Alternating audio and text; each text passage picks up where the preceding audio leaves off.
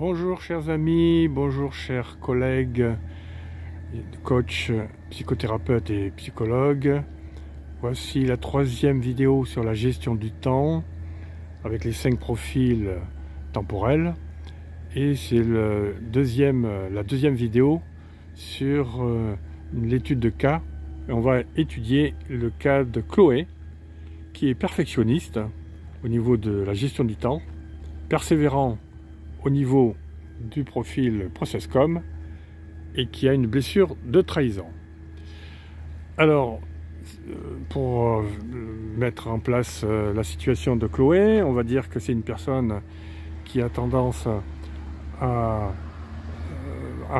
suivre un driver qu'on appelle « sois parfait ». Quand elle était petite, on lui disait il faut que tu sois parfaite, sinon c'est pas bien à l'école, tu dois travailler parfaitement, tu dois être la meilleure, il faut que tu finisses ton travail, et tu vas rester le plus longtemps possible sur tes leçons, tes exercices, etc. Donc elle a eu ce driver étant petite, sois parfait, et elle avait aussi elle a ressenti une blessure de trahison qui fait que c'est une personne qui est contrôlante, elle contrôle tout parce qu'elle a peur d'être trahie par les uns et les autres. Donc elle a tendance à être très contrôlante, elle a tendance à contrôler les gens, qu'est-ce qu'ils font sans eux, sans elle, qu'est-ce qu'ils sont en train de dire, est-ce qu'ils parlent ils parlent dans son dos, etc.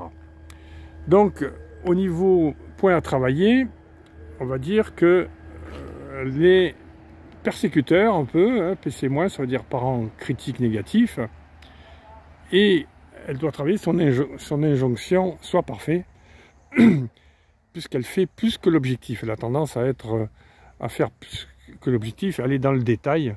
Donc elle a vraiment le souci du détail, elle est maniaque même, et elle a tendance à contrôler les gens. Beaucoup de contrôle. Par contre, ses points forts, c'est d'être normatif. Elle respecte les normes, puisqu'elle est PC+, aussi, parents critiques positifs, en analyse transactionnelle. Et elle est très cartésienne. Elle est donc aussi adulte, A0, comme on dit en analyse transactionnelle. Elle a une exigence de réussite. Elle est combative, elle est persévérante, donc c'est pour ça qu'elle est dans le profil persévérant, parce qu'elle est quelqu'un qui ne se laisse pas aller. Elle a tendance effectivement à aller vers la perfection, qui est son défaut d'ailleurs, mais sa qualité, c'est justement qu'elle vraiment veut faire les choses au mieux. Donc elle est côté perfectionniste et persévérant.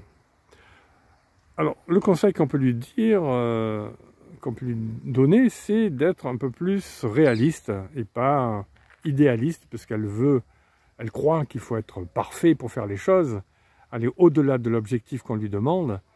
Donc ça, c'est quelque chose qui ne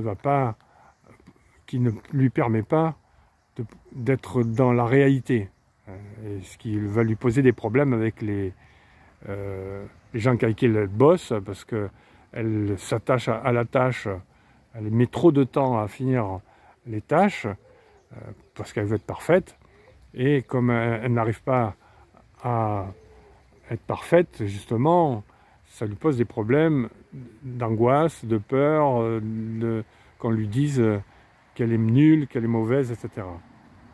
Donc, il faut qu'elle apprenne à avoir droit à l'erreur, qu'elle accepte ses erreurs et qu'elle lâche prise. Donc quelqu'un qui a une blessure de trahison aussi, elle doit apprendre à lâcher prise, ne pas contrôler sans arrêt, ne pas être dans le contrôle de soi et le contrôle des autres. Donc apprendre aussi à déléguer, si elle est un jour manager, qu'elle a un leadership face à une équipe, mais qu'elle apprenne le leadership délégatif, et apprendre à faire confiance aux autres, et pas contrôler les autres sans arrêt. Elle doit aussi faire le deuil de ce qui est parfait, des objectifs infaisables, et d'apprendre à faire ce deuil d'objectifs infaisables. Voilà en gros pour ce qui est de Chloé, concernant son côté perfectionniste et en même temps persévérant avec une blessure de trahison. On fera une autre vidéo sur une autre étude de cas.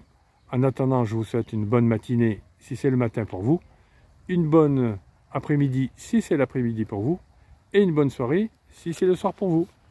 A très bientôt pour une prochaine vidéo. C'était Soigny.